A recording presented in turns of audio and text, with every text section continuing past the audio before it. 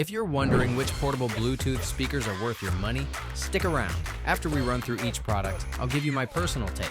Would I buy it or would I skip it? No fluff, just my honest opinion. Let's get into it. LG XBoom Bounce. This bad boy pumps out 30 hours of battery life and sounds like a bass-heavy monster truck rally in your backyard. But damn if it isn't bigger than my microwave and needs recalibration every time you move it like some needy ex-girlfriend. The dual passive radiators literally bounce around like they're having seizures, which is hilarious until you realize there's no wired connectivity. And the artificial intelligence sound mode is basically just the speaker mansplaining your music taste. Would I buy it? Yes. Because nothing says I'm the main character at this barbecue, like a speaker that requires its own zip code. Bang & Olufsen Beosound. A 1/3 generation. This fancy Danish circle costs more than my rent, but sounds like butter melting on warm toast, except it has the volume output of a church mouse whispering secrets, and the soundstage feels smaller than my dating prospects.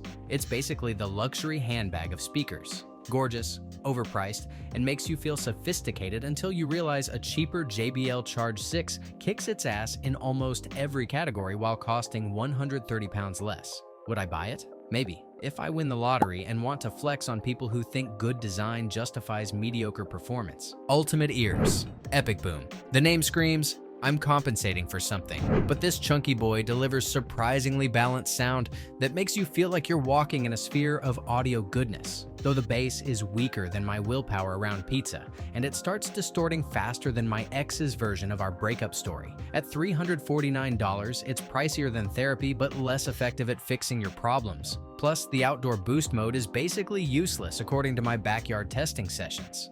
Would I buy it? No, because paying premium prices for underwhelming bass is like buying a sports car with a lawnmower engine. Sonos Roam 2. This minimalist rectangle produces surprisingly rich sound that punches way above its weight class and integrates seamlessly with other Sonos gear like some kind of audio Voltron. But the 10-hour battery life is shorter than a TikTok attention span, and it costs $179 for what feels like premium mediocrity. The new Bluetooth button is apparently revolutionary according to Sonos fanboys, but let's be real, adding a button shouldn't be considered innovation in 2024. Would I buy it? Maybe. If I already sold my soul to the Sonos ecosystem and need something portable to justify my poor financial decisions. Sony SRS XB100. This $60 pocket rocket is basically the Honda Civic of Bluetooth speakers. Reliable, affordable, and gets the job done without any fancy bullshit. Though it's about as exciting as watching paint dry and has the bass response of a deflated balloon. The speakerphone quality is surprisingly decent, and it's tougher than my last relationship, but expecting it to fill anything larger than a bathroom with sound is like expecting a hamster to pull a freight train. Would I buy it? Yes, because sometimes you just need something that works without breaking the bank or your back carrying it around. Marshall Emberton III. This little brick delivers 32 hours of battery life, which is basically longer than most relationships last these days. But the Marshall app only gives you 3 equalizer presets, which is like ordering at a restaurant with only 3 menu items. The bass got a nice upgrade from the previous model, and it pumps out 38 watts of power. Though at 149 pounds, it costs more than my monthly grocery budget. Would I buy it? Yes, because when your speaker outlasts your phone's battery by about 28 hours, you know you've got a winner. Ultimate ears. Wonderboom 4. This chunky boy punches way above its weight class with 360-degree sound that makes it sound like a speaker twice its size. But honestly, it's basically identical to the Wonderboom 3, which makes me wonder if they just slapped a new sticker on it and called it a day. The bass is surprisingly bold without drowning out everything else, and you can pair 2 of them together for stereo sound. Though at this point, you might as well just buy a bigger speaker. Would I buy it? Maybe. It's solid, but feels like buying the same phone with a slightly different case. Marshall Willen II. At 99 pounds, this tiny cube gives you 17 hours of battery life and looks gorgeous with that classic Marshall design.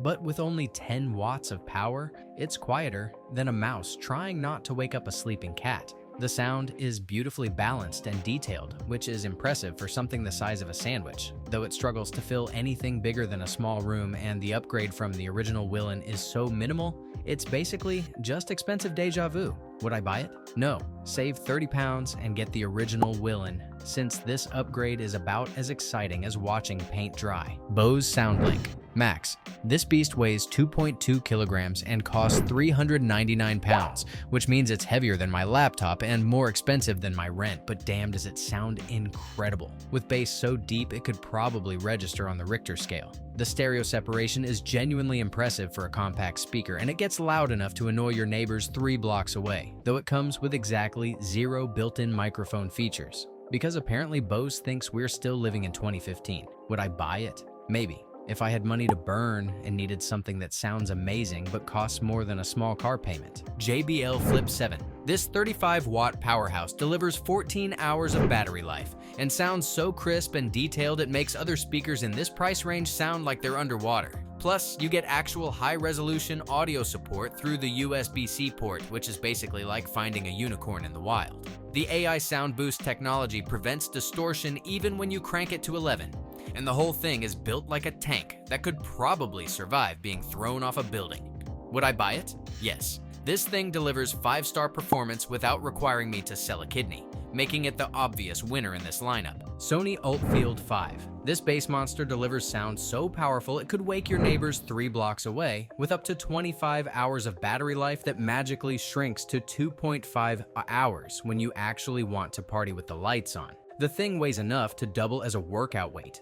And that ugly shoulder strap looks like it was designed by someone who clearly never had to carry it around. Would I buy it? Maybe. It's like dating someone who's incredibly loud, but also incredibly unreliable when you need them most. Middleton. This retro beauty pumps out crystal clear audio from 50 Hz to 20,000 Hz and lets you adjust bass and treble right on the speaker like it's 1975. But good luck lugging this heavy bastard to your next picnic without throwing out your back. It handles everything from Taylor Swift's delicate poetry to Queens of the Stone Age's face-melting riffs with equal finesse, though you'll need to position yourself directly in front of it like you're worshipping at an altar. Would I buy it? Yes. Because sometimes you need a speaker that looks cooler than you and sounds better than your life choices. JBL Charge 6. This compact powerhouse delivers surprisingly loud, stable sound that stays composed even when you're blasting System of a Down at antisocial volumes.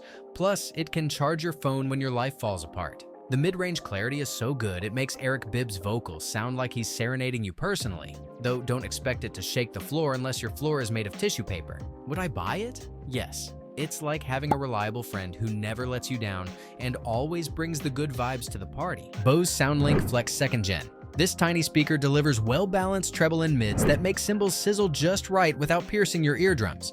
But the battery life is more disappointing than your last relationship, lasting only 6-7 hours instead of the promised 12. It's so small and lightweight you could literally forget you own it, which is both a blessing and a curse when you're trying to fill anything larger than a bathroom with sound. Would I buy it? Maybe. It's perfect if you want something that sounds decent, but gives up faster than you do on your New Year's resolutions. Sony ULT Field 7. This absolute unit boasts 30 hours of battery life and can survive being dunked in water with its IP67 rating. But it's so massive you'll need a forklift to move it and your neighbors will file noise complaints before you even turn it on. The bass is so impressively deep it could probably register on seismic equipment, though don't expect to hear delicate details when the bass lines are busy destroying everything in their path. Would I buy it? No, unless you're planning to soundtrack the apocalypse or need a speaker that doubles as a small building. This thing is overkill for literally everything. JBL Xtreme 4. This beast pumps out 70 watts of pure audio chaos and can survive being dunked underwater thanks to its IP67 rating. Plus, it'll keep the party going for 24 hours straight without needing a charge. The downside is, it weighs as much as a small child at 4.63 pounds and costs $379, which is basically the price of a decent used car from 2003. Would I buy it? Yes. Because when you need to annoy your neighbors from 3 blocks away while camping, this speaker delivers the goods without dying on you. Sonos Move 2. This fancy pants speaker has dual tweeters that create actual stereo sound instead of pretending like most portable speakers. And it automatically adjusts its sound based on where you put it using some wizardry called True Play tuning. But at 6.61 pounds, it's heavier than my laptop and costs $359.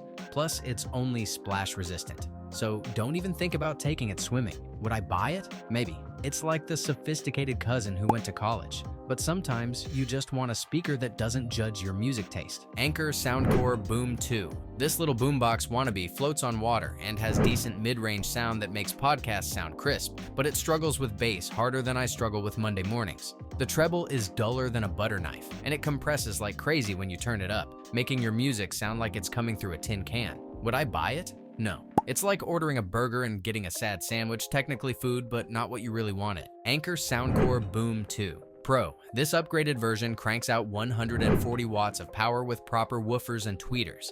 Plus, it's got IP68 rating, so it can handle being completely submerged unlike its weaker siblings. The catch is, it costs $249 and weighs more than the regular Boom 2, making it less portable than a desktop computer. Would I buy it? Maybe. It's like the Boom 2 that actually went to the gym and got swole, but your wallet will feel the burn too. JBL Clip 5. This tiny carabiner clipped wonder is perfect for clipping onto your backpack and has surprisingly good directivity, so it sounds consistent no matter where you are. Plus, it's got that classic JBL durability with IP67 protection. The reality check is it can't produce any real bass and maxes out at pathetic volume levels, making it about as powerful as a smartphone speaker with delusions of grandeur. Would I buy it? Yes, because sometimes you need a speaker that's smaller than your sandwich, but tougher than your last relationship. Thanks for watching. I hope this video helped you pick the portable Bluetooth speakers for you.